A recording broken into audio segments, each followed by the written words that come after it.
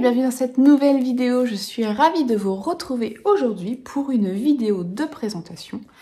Aujourd'hui, vous pouvez retrouver le patron du top liseron sur mon site et sur Ravelry. Le top liseron, c'est un patron que j'ai créé pour le magazine Pose. Donc c'était le premier numéro du magazine. Et du coup, j'avais créé ce patron de t-shirt avec une dentelle ajourée, enfin une dentelle, du coup c'est forcément ajouré, un point ajouré sur le devant. Et dans le dos, vous avez une petite goutte qui se ferme par un make-up. Donc là, je vous montre les photos du magazine pour que vous puissiez voir un peu ce que ça donne en version plus unie, avec une laine plus unie. J'ai pas encore récupéré le prototype que j'avais tricoté, donc cette version là. Donc moi j'ai retricoté une version avec une laine plus colorée. Mais je trouve qu'en fait on voit quand même plutôt pas mal la dentelle. Mais du coup ça vous donne un aperçu. Je vous remettrai de toute façon à la fin des photos, comme toujours, des photos portées. Donc j'avais fait des photos avant d'envoyer le prototype, donc je vous mettrai les photos avec la laine plus unie. Et je vous mettrai aussi des photos avec cette laine-là. Donc je vais vous détailler un peu plus la construction. Donc le top liseron, il se tricote du bas vers le haut. Vous allez commencer par quelques rangs de côte-torse. Et ensuite, vous allez tricoter en jersey en suivant la grille. Donc, il y a plusieurs grilles suivant la taille que vous tricotez. Et vous allez placer le motif. Donc, le motif, il se tricote en quinconce. C'est toujours le même motif. C'est toujours le même type de point. En fait, c'est toujours... vous avez des jetés, des mailles ensemble au milieu pour faire des diminutions. Et en fait, ça forme une petite fleur, ce motif. Voilà. Et donc, vous allez le répéter à un intervalle... régulier sur tout le rang. Et ensuite, vous allez tricoter quelques rangs de jersey. Vous allez de nouveau tricoter le motif de dentelle, mais cette fois, vous allez décaler le motif pour qu'il se retrouve centré par rapport aux mailles en jersey des rangs dessous. Voilà, et vous allez répéter tout le temps cette alternance sur tout le corps. Donc, vous allez connaître le motif par cœur, c'est très très simple à mémoriser. Il n'y a pas trop de difficultés. Donc vous allez tricoter votre corps et ensuite vous allez venir séparer le devant et le dos. Donc le dos, on va commencer par le devant, c'est le plus simple. Le devant, donc vous allez tricoter une certaine hauteur, vous allez séparer ensuite chaque devant pour les tricoter séparément. Donc c'est une encolure qui est volontairement assez dégagée, limite carré mais pas tout à fait. Donc ça va être parfait pour la mi-saison ou même pour l'été. Voilà, donc vous allez venir tricoter en faisant des diminutions au niveau de l'encolure et vous continuez le motif sur la partie en jersey. Donc forcément on a moins de répétitions parce qu'on a moins de mailles. Voilà, donc vous allez ensuite mettre les mailles en attente. Vous allez faire pareil pour l'autre devant. Donc vous allez tricoter en faisant les diminutions et vous allez mettre les mailles en attente. Ensuite, le dos, il se tricote donc à peu près de la même façon que le devant. En fait, vous allez venir tricoter une certaine hauteur à partir du moment où vous avez séparé. Et ensuite, vous allez séparer les deux côtés du dos pour tricoter la goutte. Je vais vous enlever le nœud. Hop. Donc en fait, vous allez avoir le dos qui va être séparé comme ça. Et vous allez venir tricoter la première partie du dos, la deuxième partie du dos, et ensuite vous allez sur chaque dos, demi-dos, venir rabattre un certain nombre de mailles pour récupérer autant de mailles que ce que vous aviez pour l'épaule du devant. Et vous allez faire un rabat à 3 aiguilles. Je refais le nœud parce que c'est plus pratique pour vous montrer. Vous allez faire un rabat à 3 aiguilles sur l'épaule. Hop. Là. Donc ce qui fait comme une couture en fait à l'intérieur. Voilà.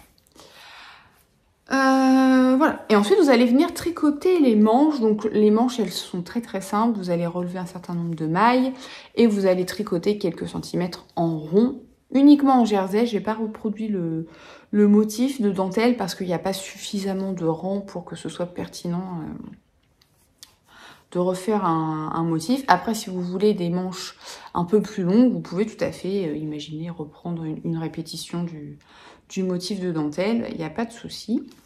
Et on va venir terminer par des côtes torse de nouveau. Et on fait pareil pour l'autre manche. Et après, il ne reste plus qu'à terminer l'encolure. Donc pour ça, vous allez venir tricoter un I-cord d'une certaine longueur. Vous allez ensuite tricoter votre I-cord le long de l'encolure. Donc vous allez venir relever des mailles petit à petit et tricoter votre I-cord tout autour de l'encolure. Donc devant et dos. Et ensuite, vous allez de nouveau tricoter une longueur pour pouvoir nouer en fait dans le dos et fermer la goutte. Alors moi j'ai fait un I-cord classique hein, avec les aiguilles.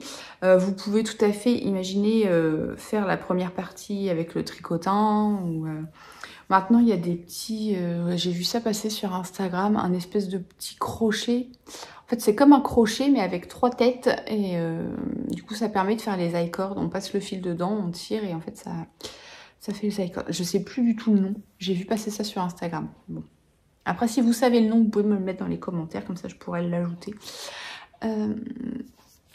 dans les liens sous la vidéo. Mais voilà, donc du coup, c'est un modèle qui est plutôt simple. Si vous n'avez jamais tricoté de dentelle, ce point, il est extrêmement simple, donc ça va être facile à mémoriser. La seule difficulté au final, c'est si c'est votre premier tricot, ça sera l'i-cord, quoi. L'i-cord qui serait un peu plus complexe. Au niveau des laines, donc la première version qui est proposée dans le magazine, c'était tricoté avec la base Inès de Woolissime. Donc c'est un mélange de 90% de mérino et de 10% de lin. Et c'était le coloris rosa. Donc il me reste, je l'avais entamé les chevaux, mais je l'avais refait parce que je n'avais pas utilisé grand chose. Donc c'est un fil qui est extra, je l'ai déjà tricoté plusieurs fois, alors pas spécialement de cette marque de chez Woolissime, mais j'en ai déjà tricoté plusieurs fois de ce fil et je le trouve extrêmement agréable à tricoter, très agréable à porter. On voit les, je sais pas si vous allez arriver à voir sur la vidéo, mais oui là on voit par exemple il y a des morceaux de lin dans le fil, ça gêne pas spécialement pour le tricot. Mais j'aime beaucoup cette base.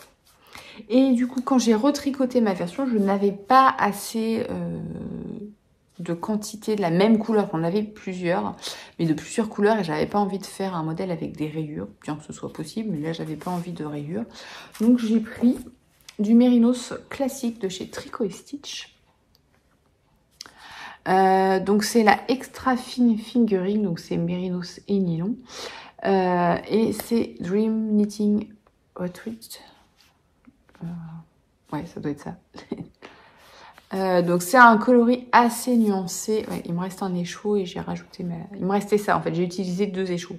J'ai rajouté ma petite boulette de laine avec le reste, comme ça je ne la perds pas.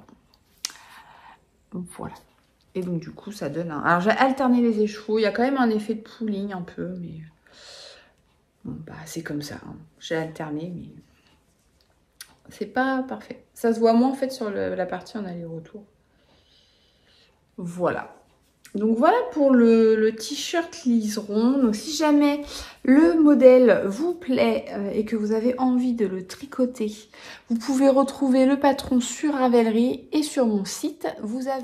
Donc si jamais le patron vous intéresse et que vous avez envie de le tricoter, vous pouvez le retrouver sur Ravelry et sur mon site. Vous avez 15% de remise avec le code liseron. Je vous note tout ici. Donc le code il est valable jusqu'à lundi soir à 23h59. Voilà. Et puis n'hésitez pas à aller voir sur Ravelry les versions des testeuses pour vous rendre compte un peu des différentes couleurs qui ont pu être utilisées.